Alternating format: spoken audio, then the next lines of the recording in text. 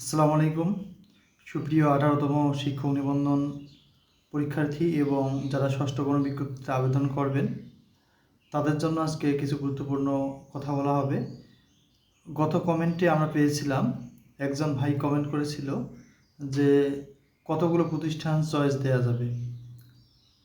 আরেকজন কমেন্ট করেছিল যে আমার সাবজেক্টে যদি 40টি পোস্ট ফাঁকা না থাকে তাহলে আমি কিভাবে 40টি প্রতিষ্ঠান চয়েস দেব, এবং মেরিট লিস্ট যদি আমার অনেক শেষে থাকে তখন আমি কিভাবে প্রতিষ্ঠানগুলো সাজাবো।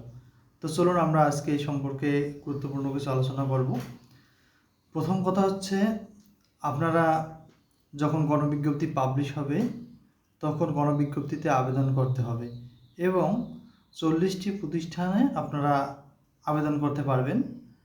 আর আমি অবশ্যই বলবো, যত ভালো মেরিটই আপনার হোক, আপনারা 40টি প্রতিষ্ঠানের পর ইয়েস অপশন একটা থাকে, সেই অপশনটা চালু করবেন। তাহলে যদি 40টি প্রতিষ্ঠানের মধ্যে আপনার কোথাও চাকরি না হয়, তাহলে বাংলাদেশের যে কোনো প্রান্তে যদি কোনো প্রতিষ্ঠান ফাঁকা থাকে সেই প্রতিষ্ঠানে আপনার চাকরিটি হওয়ার সম্ভাবনা থাকবে। আর যদি 40টি প্রতিষ্ঠান আপনি চয়েস দিলেন, মনে করেন যে 40টি প্রতিষ্ঠানে আপনিও চয়েস দিছেন, অন্য শিক্ষক যারা তারাও চয়েস দিছে, এখন এখানে লক্ষ্য করা যাবে যে আপনার থেকে ওই 40 জনের মেরিট লিস্ট অনেক এগিয়ে, তাদের রেজাল্ট ভালো। তাহলে আপনিই ভাবুন যে তাহলে আপনার কিভাবে প্রতিষ্ঠানটি আপনি পাবেন। তাহলে ওই 40 জন ওই প্রতিষ্ঠানগুলো পাবে এবং আপনি কিন্তু প্রতিষ্ঠান পাবেন না, তখন আপনার কিন্তু এমটি থাকবে, অর্থাৎ আপনার চাকরিটি ষষ্ঠ গণবিজ্ঞপ্তিতে হবে না। তাই যদি আপনার চাকরিটি একান্তই প্রয়োজন হয় তাহলে অবশ্যই ইয়েস অপশনটা চালু করবেন।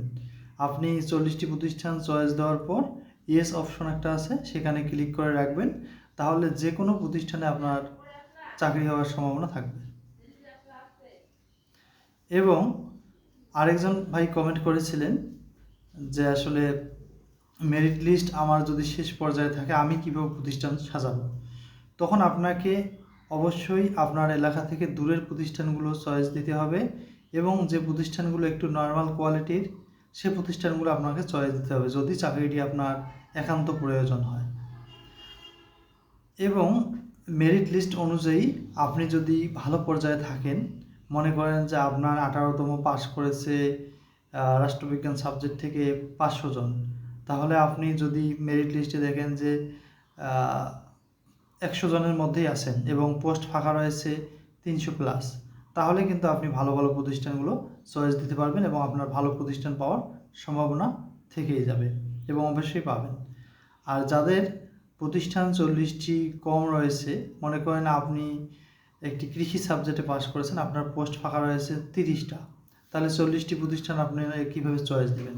সেক্ষেত্রে আপনাকে কিন্তু ওই যে 30টি প্রতিষ্ঠান আছে সবগুলো চয়েস দিতে হবে, এর পাশাপাশি ইয়েস অপশনটা চালু করা লাগবে, তাহলে আপনার যে কোনো প্রতিষ্ঠানে জব হওয়ার পসিবিলিটি থাকবে।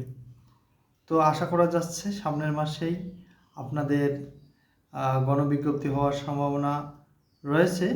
যদিও না হয় গণবিজ্ঞপ্তি, কিন্তু অনেকগুলো কাজ এগিয়ে যাবে। তো সকলের জন্য শুভকামনা রইল। আরও যদি কোনো বিষয়ে আপনাদের জানার থাকে তাহলে আমাদের কমেন্ট করবেন, ইনশাআল্লাহ আমরা কমেন্ট অনুযায়ী ভিডিও তৈরি করার চেষ্টা করব। আর যদি আমাদের তথ্যগুলো ভালো লাগে তাহলে অবশ্যই আমাদের চ্যানেলটি সাবস্ক্রাইব করবেন। Thank you for watching.